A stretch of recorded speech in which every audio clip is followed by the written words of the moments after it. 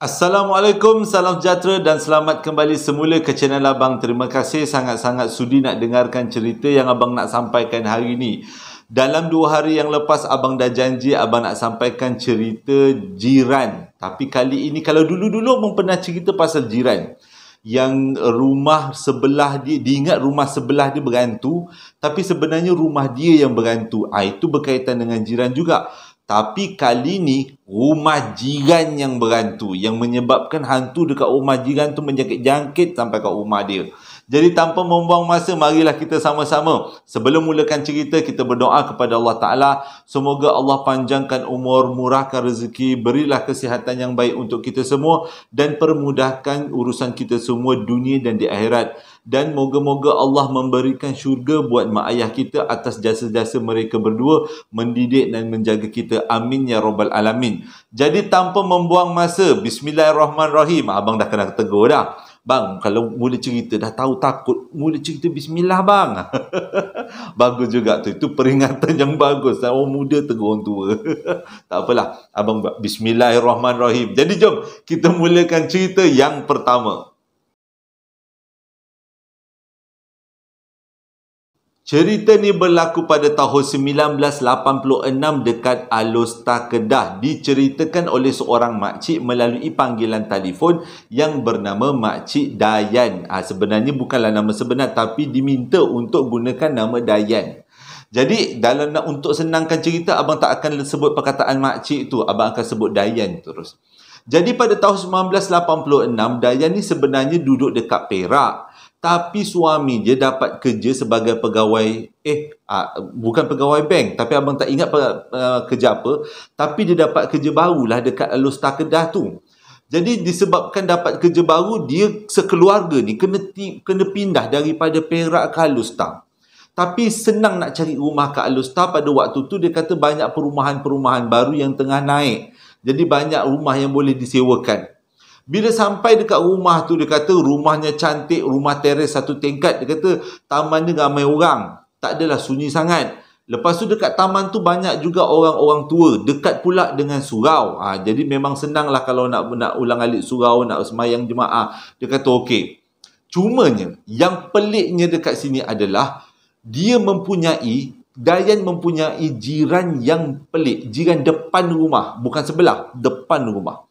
Jadi dia kata mula-mula pindah tu, waktu nak mengalih-alih barang, mengangkut barang, jiran-jiran semua ada juga yang menegur-negur, yang yalah nolong-nolong juga. Tapi jiran depan rumah tu yang paling pelik. Dia punya tolong memang pelik. Lepas tu dia pula tak bercakap dengan jiran-jiran lain. Padahal pada waktu memindah-mindah barang tu, Dayan cakap ada pakcik sebelah kanan, ada pakcik sebelah kiri. Tapi orang depan tu, jiran depan tu tak tegur pun pakcik-pakcik berdua yang datang tu, yang nolong-nolong Dayan dengan suami. Tapi dia tegur hanya Dayan dan suami dia je. Waktu tu dia kata rasa pelik.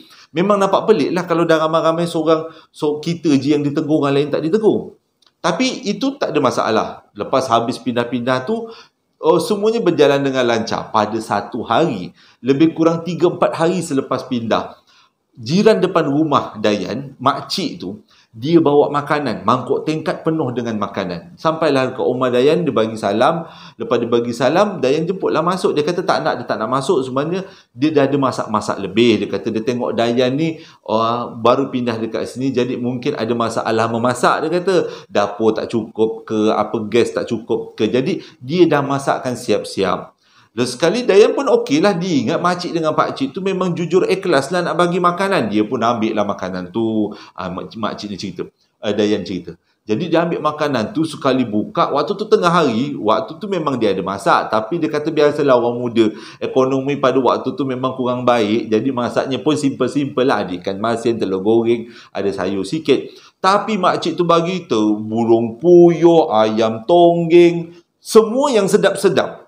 Sebagai seorang muda yang waktu tu ada 3 orang anak, makanan macam ni memang Dengan tengah bulan tak ada duit, tiba-tiba dapat pula, suami belum gaji dapat pula makanan macam tu. Memang tak fikir kiri kanan lah. Dia memang tak fikir apa. Dia terus panggil anak-anak dia, ajak makan sama-sama. Tapi pada waktu tu dia kata anak dia tak nak makan. Dia tak tahulah kenapa anak dia tak makan.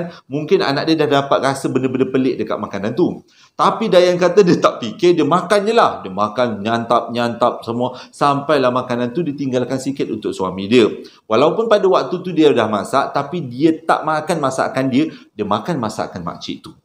Nak jadi cerita, suami dia pun balik daripada kerja. Dia jemputlah, dia panaskan masakan tu semua, dia hidanglah pada suami dia. Suami dia pelik.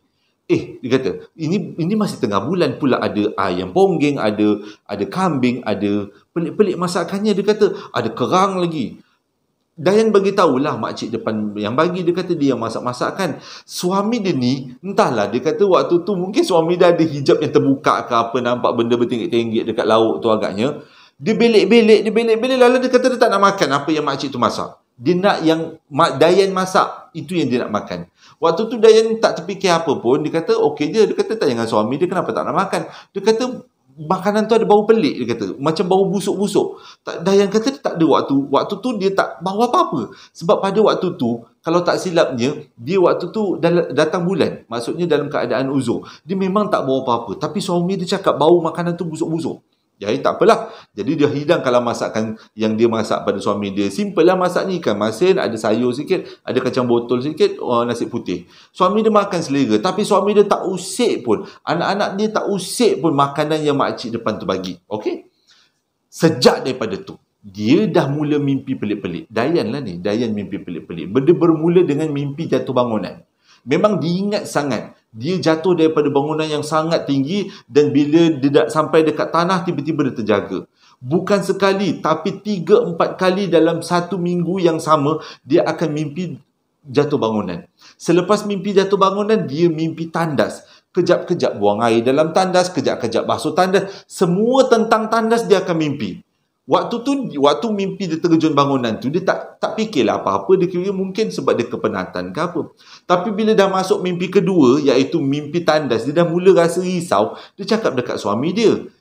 Suami dia cakap, kalau orang mimpi tandas dengan mimpi bangunan, terjun bangunan, selalunya ada kaitan dengan sesuatu daripada alam sebelah, dia sihir apa ke.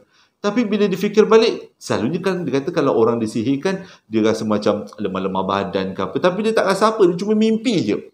Mimpi yang pelik-pelik. Jadi, minggu seterusnya, dia mimpi lagi menakutkan. Dia mimpi dekat rumah makcik dengan pakcik kat depan tu, penuh dengan orang.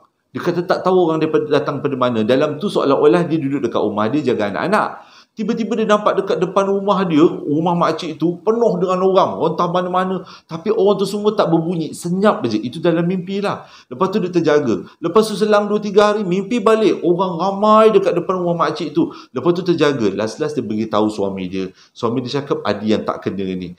Ada yang pelik dia dengan mimpi-mimpi yang dialami oleh Dayan. Okey, suami dia cakap apa? Lepas-lepas ni banyak kala zikir-zikir. Walaupun tak boleh semayang ke apa ke. Tapi zikir ni biar banyak. Jadi Dayan pun ambil benda tu macam acuh tak acuh je. Nak jadi cerita, satu petang waktu tu suami dia belum balik lagi. Dia pun mainlah dengan anak-anak dia dekat depan rumah. Lepas tu makcik tu datang. Makcik jiran depan lah tu. Dia datang dekat rumah, dia tanya, sihat ke apa gini-gini ya? Lepas tu Dayan cakap lah, dia tak berapa sihat sangat sebab susah tidur terbangun. Lepas tu makcik tu cakap, itu gangguan jin tu. Dia kata, pakcik kau ni pandai mengubat. Dia kata, kalau kau nak minta tolongan pakcik boleh beritahu, boleh ubatkan, dia kata. Jadi Dayan pun alang-alang makcik tu tawarkan diri yang suami dia boleh mengubat, dia pun okey lah. Jadi cepat-cepatlah makcik tu beritahu, masuk rumah beritahu suami dia. Gocoh-gocoh lah orang tua tu keluar daripada rumah. Jadi laki bini tu pun masuk ke dalam rumah Dayan. Lepas tu dia pun tawarkan diri untuk mengubat Dayan. Waktu tu mula-mula Dayan rasa tak adalah pelik sangat orang nak mengubatkan, sebab dia kata apa yang Dayan alami tu adalah gangguan jin dan perlu dibersihkan dengan beberapa mentera dan juga bacaan-bacaan, dia kata. Mula-mula Dayan rasa macam betul yang dia mengubat tu menggunakan ayat-ayat Quran sebab dimulakan dengan Bismillahirrahmanirrahim. Tapi selepas Bismillahirrahmanirrahim dilanjutkan dengan beberapa mentera yang pelik-pelik. ada langit, 7 petala langit, 7 petala bumi. Memang pelik-pelik. Yang setahu Dayan, benda-benda macam ni sebenarnya adalah ilmu yang masih lagi tergantung. Maksudnya, waktu tu walaupun Dayan kata dia tak ada pendidikan agama yang tinggi, tapi dia boleh agak benda-benda tu adalah benda yang kurang baik. Okeylah, tak apa, dia pun biarlah pakcik tu mengubat dia. Pakcik tu tekan kepala, tekan bahu kanan, tekan bahu kiri, tekan belakang dia, tekan kepala balik. Jadi lepas habis mengubat tu, pakcik tu pun balik. Bila pakcik tu balik, okeylah. Bila suami dia sampai rumah, dia cerita dekat suami dia apa yang berlaku. Suami dia pun macam, tak kisahlah sebab ada orang tua nak tolong ubatkan, tak ada masalah. Selang 2-3 hari lepas tu, lepas mengubat tu, Dayan dah mula nampak lagi teruk. Dia nampak kelibat-kelibat yang dia tak sepatutnya nampak. Kadang-kadang dia kata waktu tu dia nak keluar, suami dia pergi surau, nampak dekat pokok ada benda bertenggek. Terkejut. Dia macam bukan nampak terus, dia nampak macam sekali imbas.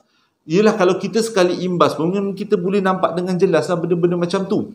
Jadi nak pergi surau, kalau kadang suami dia ajak nak keluar makan sama-sama, terserempak. Memang dia kata benda-benda yang tak sepatutnya. Paling ketara kalau lalu dekat kawasan perkuburan. Kawasan kubur. Itu paling teruk sekali. Dia kata, senang dia nampak benda melintas, walaupun tak nampak tepat. Benda melintas, benda meloncat, benda menjerit, dia senang nampak. Jadi lepas tu dia rasa macam tak sedap hati.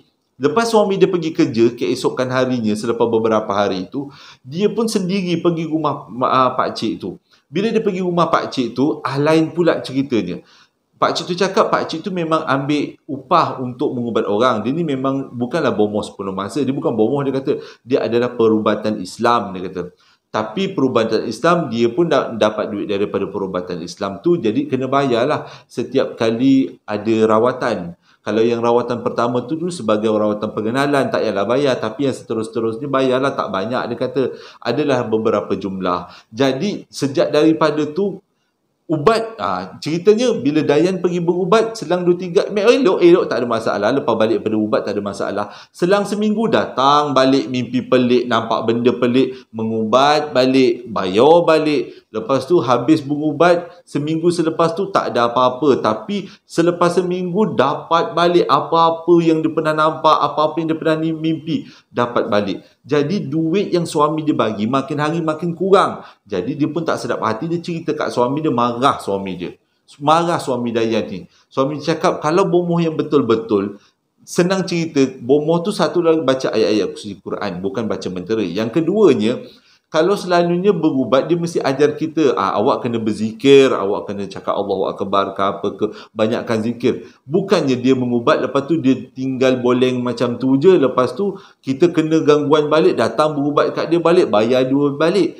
Kalau fikir secara logik, kata suami dia, ini adalah satu bentuk scammer. Zaman dulu tak ada scammer kan, tapi itu adalah macam-macam scammer jugalah. Ini bentuk scammer ni, dia orang gunakan agama untuk scammer. Jadi dah macam tu, diorang ni pun berdua ni satu hari balik kampung lah ke Perak. Bila balik kampung dekat Perak, lepas tu dia berubat lah. Dia beritahulah dengan bapa mentua dia. Maksudnya bapa dengan mak suami Dayan. Bila beritahu, okey, dibawalah jumpa dengan seorang imam. Jadi berubatlah Dayan dengan imam tu. Imam tu cakap sebenarnya orang yang mengubat Dayan sebelum ni dah meletakkan sesuatu dalam badan Dayan yang menyebabkan Dayan akan sentiasa nak mengubat dengan dia. Itu adalah salah satu ilmu yang jahat. Dia kata ilmu hitam yang jahat. Lepas tu Dayan pun beritahulah jiran dia siapa, pakcik sekian, tepuk dahi imam tu. Rupanya pakcik dengan makcik jiran kepada Dayan tu memang famous. Dekat Kedah pada tahun tu ramai orang panggil adalah bomoh. Abang baik tak sebut. Abang takut sebab bomoh tu, yelah bomoh, walaupun dia bomoh tapi dia masih ada lagi saudara mara kan. Tak kata sebut. Gelaran tu sangat famous dekat Kedah, dia kata pada tahun 1980-an. Semua orang kenal dengan bomoh tu. Dan bomoh tu sangat popular. Tapi kalau nak berubat dengan dia, memang kena buat bayaran. Sejak daripada tu, Dayan dengan suami dia memang hati-hati dengan pakcik dengan makcik kat depan tu. Itu bukan sebarang orang, itu adalah bomoh besar. Bomoh yang menjadi sangat terkenal di kawasan Alor Star pada waktu tu. Okey. Jadi sepanjang Dayan duduk depan rumah, berdepan dengan rumah bomoh tu, ada beberapa peristiwa yang sangat Dayan ingat, yang menjadi kenangan lah dia kata. Pada satu hari dia kata, ada satu keluarga datang kat rumah pakcik tu, dengan makcik tu, nampak macam orang datang nak berubat lah, bukan datang sedara mara, orang datang nak berubat. Tapi yang peliknya, bila pakcik tu baca mentera kuat-kuat, budak perempuan yang datang bersama keluarga dia tu menjerit-jerit. Dayan boleh nampak budak tu menjerit-jerit sebab waktu tu pintu rumah dia orang adalah pintu sliding door. Jadi dibuka lah semuanya. Jadi Dayan daripada rumah depan ni boleh nampak apa yang berlaku dekat rumah bomoh tu, rumah pakcik tu. Budak perempuan tu menjerit-jerit. Pada waktu tu dia kata, dah lah suami dia tak dekat rumah, walaupun siang dengar orang menjerit. Kalau siapa-siapa yang pernah dengar orang menjerit, memang kena histeria tu memang menakutkan. Bukan jerit yang kita menjerit-jerit biasa, tapi jeritan dia pelik. Dia kata dah lah tengah hari, lepas tu ada orang menjerit pula tu, memang kecut perut. Tapi dia kata set baik siang dah, dia kata. Jadi setiap kali orang datang berubat, kalau yang histeria tu mesti wajib menjerit. Pada satu malam pula dia kata ada satu keluarga juga pergi mengubat dekat rumah tu. Yang ni seram dia kata. Sebabnya waktu orang tu mengubat, walaupun pintunya tertutup, boleh dengar dia menjerit. Dan pada masa yang sama, pintu pagar rumah Dayan kena gegar. Dia tak tahu apa kaitannya. Tapi dia kata waktu orang tu menjerit, waktu bomoh tu tengah baca mentera, setiap kali bomoh tu baca mentera, setiap kali juga pintu pagar rumah dia bergegar. Mula-mula Dayan dengan suami ingat ada orang datang rumah dia orang. Tapi bila tengok, buka tingkap tengok, gegaran tu tak tahu datang daripada mana. Tapi setiap kali budak tu menjerit, bergegar. Dia kata waktu tu yang diingat adalah anak-anak. Janganlah benda-benda tu masuk dalam rumah, kacau anak dia. Tapi Alhamdulillah tak ada apa-apa. Tapi dia kata setiap kali pagar menjerit tu memang cukup menakutkan. Tapi dia kata keseraman tu bukan berhenti dekat takat tu je. Ada satu lagi cerita dia kata. Satu hari dia kata ada pasang suami isteri lah pergi datang mengubat. Waktu tu malam datang mengubat. Yang Dayan dengan anak-anak dia tengah uruskan makanan ke, tengok TV lah macam tu. Dengan kata lain tengah santai-santai lah dekat dalam rumah. Jadi yang memerhati tu, yang buka tingkap duk menjenguk-jenguk tu suami Dayan. Dia nak tahu sebenarnya, sebabnya setiap kali orang datang mengubat mesti ada benda pelik berlaku dekat rumah tu. Jadi setiap kali orang datang, cepat-cepat suami Dayan ni akan pergi dekat depan, lepas tu mengintai-intai apa yang berlaku. Mula-mula tak ada masalah, okey je. Selang 10 minit tiba-tiba suami dia jerit, Dayan sini. Jadi Dayan ni tengah menguruskan anak ni, rasa macam marah jugalah kenapa suami dia panggil. Dia katalah nanti dululah dia tengah uruskan anak semua, makan ke apa, cebok pampers semua. Cepat je kata. Jadi bila dah suami dia gesa-gesa macam tu, Dayan pun berlarilah ke depan. Apa dia? Dayan tanyalah kenapa suami dia beria sangat nak suruh dia tengok apa yang berlaku. Jadi suami dia pegang tangan, cuba tengok kat depan tu. Waktu tu Dayan tak tahu nak cakap apa. Sebabnya proses mengubat masih lagi berjalan. Sebab pintunya masih lagi terbuka, lampunya masih lagi terang. Tapi ada satu benda yang pelik. Iaitu ada seorang nenek bongkok 3 keluar masuk rumah. Banyak kali. Mula-mula masuk rumah, masuk tu macam tembus orang kata. Masuk rumah, selang 2-3 kali orang tu dah menjerit-jerit dah apa-apa, nenek tu keluar ke pintu pagar. Lepas tu masuk balik dalam rumah. Benda tu berulang-ulang dekat 5-6 kali. Pelik dia kata. Yang dia pun tak tahulah nenek tu daripada alam sebelah ke alam manusia. Tapi kalau tengok apa yang nampak kat depan tu, nampak macam alam manusia. Memang nenek betul-betul. Cumanya pakaiannya lusuh. Dia pun terbongkok-bongkok, tangannya dikebelakangkan. Keluar masuk rumah. Diorang ni, laki bini ni, duk tengok, kepoh tengok aja. Tiba-tiba, nenek tu berhenti pandang diorang. Memang tak adalah. Kalau dah berhenti pandang tu, terus dah diorang tutup tingkap. Tak jadi nak mengintai. Malam tu, set baik. Dia kata, tutup tingkap, terus masuk tidur, uruskan anak. Tapi mujurlah, Alhamdulillah, malam tu tak ada gangguan apa-apa. Tapi dengarlah, diorang mengubat daripada lebih kurang pukul 8-9 malam. Habis pukul 1 baru proses mengubat tu selesai. Tapi bila dah nenek kebaik, nenek tu pandang dia orang, memang tak jadilah dia orang nak mengintai. Jadi dia orang tunggu je, dengar je. Lebih kurang pukul 1 barulah dengar bunyi macam kereta dihidupkan, dan dia orang pun seolah-olah dah habis mengubat lah. Tetamu-tetamu tu pergi dah balik. Tapi Alhamdulillah malam tu tak jadi apa-apa. Lega dia kata. Tapi dalam banyak-banyak gangguan semasa Pak Cik ni hidup, ada satu gangguan yang memang gila-gila seram. Ceritanya macam ni. Satu hari tu lebih kurang pukul 10 malam lah. Tiba-tiba diorang laki bini ni dengar orang ada orang bagi salam, ketuk-ketuk pagar dekat depan rumah diorang. Diorang ingat itu adalah tetamu yang nak datang rumah diorang. Diorang pun kepo-kepo tengoklah ke depan. Bila tengok kat depan, rupanya orang tu bukan datang rumah diorang. Orang tu datang rumah pakcik dengan makcik tu. Tapi dia kata, pakcik dengan makcik pada waktu tu tak dekat rumah. Dah lebih kurang 3-4 hari tak dekat rumah. Pergi umrah agaknya kot. Agaknya lah. Orang tak tahu. Agaknya dia kata.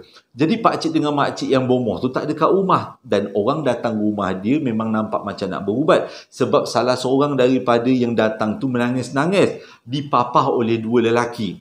Jadi waktu tu suami dia nak beritahu lah, makcik dengan pakcik bomoh tak dekat rumah, bolehlah balik. Tapi Dayan halang, biar kita jangan masuk campur. Nanti kalau kita masuk campur lain pula jadinya. Jadi dia orang pun sambunglah buat aktiviti dalam rumah, kemas-kemas rumah, tengok TV. Orang yang datang tu masih lagi ketuk-ketuk gate, bagi salam dekat rumah jiran depan tu. Tiba-tiba Dayan cakap bunyi bagi salam tu tak ada. Senyap. Bunyi orang perempuan menangis-nangis yang dipapah oleh 2 lelaki tu yang datang tu pun senyap. Tak ada. Jadi Dayan pun pergilah kat tingkap nak tengok apa sebenarnya yang berlaku. Sekali dia tengok, orang yang datang tadi tu masuk ke dalam rumah dan pintu pagar terbuka dan pintu rumah sliding door terbuka. Tapi keseluruhan rumah tu gelap. Waktu tu Dayan panggil suami dia. Dayan nak tunjuk suami dia apa yang berlaku. Jadi Dayan dengan suami dia dua-dua terkejut. Siapa yang buka pagar? Rumah tu memang gelap. Siapa yang buka sliding door? Dan seolah-olah macam diorang dijemput masuk oleh sesuatu yang Dayan dengan suami dia tak nampak. Waktu tu dia kata nak bagi tahu, tapi tak jadi. Dia kata dia takut kalau dia beritahu malam tu dia pula kena. Memang pelik-pelik lah kan. Tapi sik baik dia kata dia tengok aja orang tu masuk dekat dalam rumah. Dia orang punya bulu roma dia memang tak cakap lah. Meremang-remang lain macam. Cepat-cepat dia orang tutup tingkap, diam. Membatukan diri. Tunggu apa yang berlaku. Lebih kurang 10 minit. Lebih kurang 1, 2, 3 jam lah macam tu. Tiba-tiba dengar macam orang, yelah kami balik dululah, terima kasih pakcik dengan makcik. Dengar macam tu. Jadi Dayan dengan suami dia ni pergi ke tingkap, buka selak. Nak tahu apa yang berlaku. Diorang satu keluarga dah keluar daripada rumah. Budak yang kena histeria tu pun dah tak kena histeria lagi. Tapi nampak macam sihat. Diorang keluar daripada rumah dengan bawa beberapa botol air. Tapi rumah tu masih lagi gelap.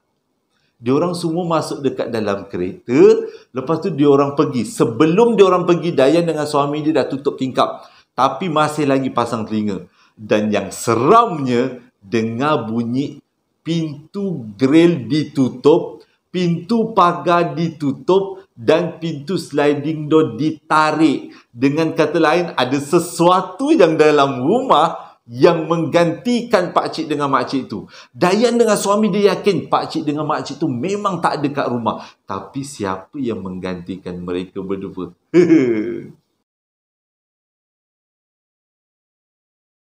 Sebenarnya lama juga Dayan dengan suami dia menyewa dekat situ, duduk dekat situ.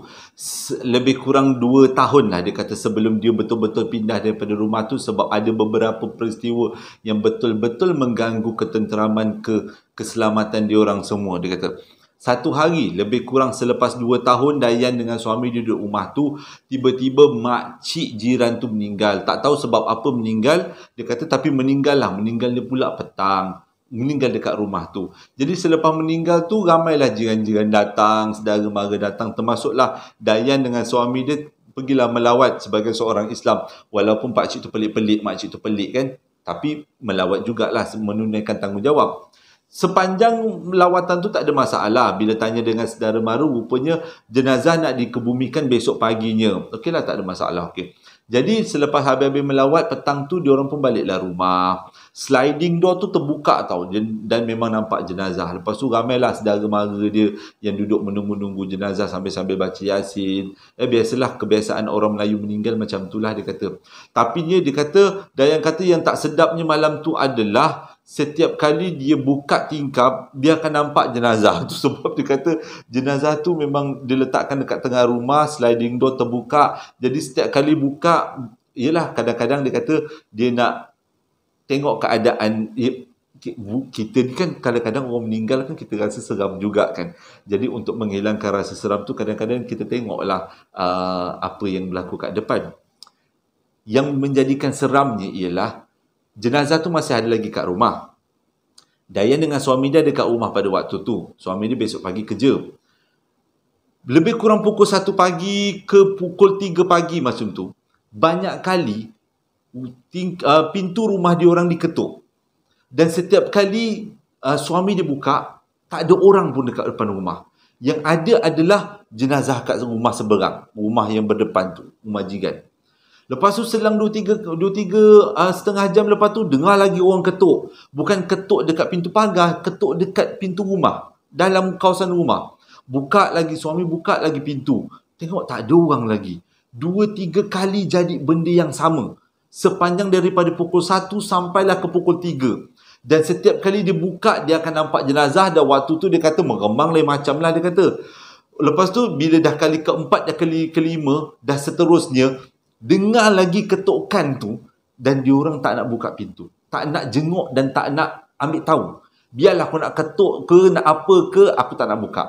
Sebabnya pelik macam mana ada benda ketuk rumah diorang, padahal pintu pagar diorang dah berkunci dan bermangga. Cuma rumah depan aja ada orang meninggal. Jadi Dayan dengan suami dia beranggapan yang ketuk tu sebenarnya, mungkinlah dia kata, dia pun ada juga dengar orang cerita, mungkin adalah ilmu-ilmu dia yang tiba-tiba meninggal kan, orang tu meninggal, tuan ilmu meninggal, dan benda-benda tu seolah-olah macam hilang tuan. Bila hilang tuan, mulalah dia mengacau-acau, dan waktu hari kejadian meninggalnya tuan dia, dan dia pun mengetuk-ngetuk pintu-pintu jiran, sebab mungkin bukan untuk mengganggu, tapi mungkin nak beritahu, aku dah tak ada tuan, tolonglah ambil aku. Agaknya macam tu lah kan. Tapi dia kata bunyi ketukan selepas daripada 5-6 kali tu, dia orang tak akan buka lagi. Memang sampailah pukul 3, pukul 4 barulah bunyi ketukan tu dah tak ada. Jadi dia kata esok paginya dia orang pun tak adalah menghadiri, tapi jenazah tu dikebumikan esok pagi. Lepas kebumikan, lepas tu yang peliknya adalah kebanyakan pada orang-orang zaman tu memang dia orang akan buat kenduri arwah selepas majlis, selepas ada satu kematian. Tapi keluarga ni memang tak buat kenduri arwah. Dia kata selepas jenazah tu dikebumikan, dia orang pun, suami dia dengan anak adik dia keluar pada rumah tu. Keluar daripada rumah tu mungkin ke tempat lain. Tak sempatlah Dayan dengan suami nak tanya. Tapi itulah kali terakhir Dayan cakap dia jumpa dengan pakcik dan anak-anaknya. Sebab selepas daripada tu, pakcik tu tak pernah balik dekat rumah tu. Dan yang paling teruk sekali adalah sejak daripada tu, sampailah dia kata dia pindah daripada kawasan tu, taman perumahan tu kena kacau dengan bayangan makcik. Tapi semua yang diorang nampak bukan dekat kawasan lain, tapi di kawasan rumah makcik tu. Ada yang nampak makcik tu tengah menyapu sampah. Ada yang nampak makcik tu tengah-tengah malam tengah petik buah mangga kat depan. Ada yang nampak makcik tu berjalan-jalan dekat depan rumah, dekat kawasan rumah. Ramai yang nampak. Tapi Dayan yang menjadi jiran, dia tak pernah dengar lagi. Dia tak pernah nampak lagi. Cuma dia setiap kali jumpa dengan kawan-kawan ke, jumpa dengan siapa-siapa ke, mesti orang tanya, Dayan kau okey ke tidak duduk depan rumah tu, kau kena ganggu ke tidak? Sebab ramai orang yang kena ganggu pada waktu tu. Jadi disebabkan ramai orang yang bercakap tentangnya, Dayan dengan suami dia ni rasa macam itu satu environment yang tak sihat dan yang memang tak best. Jadi diorang pun ambil keputusan untuk pindah daripada kawasan tu. Sejak daripada tu, walaupun dia menetap sampai ke sekarang di Alor, tapi dia tak ambil tahu lagi tentang apa yang berlaku dekat rumah tu. Pernah juga dia berjalan depan rumah tu, tapi rumah tu dah kosong. Macam dah ditinggalkan macam tu aja. sampai sekarang.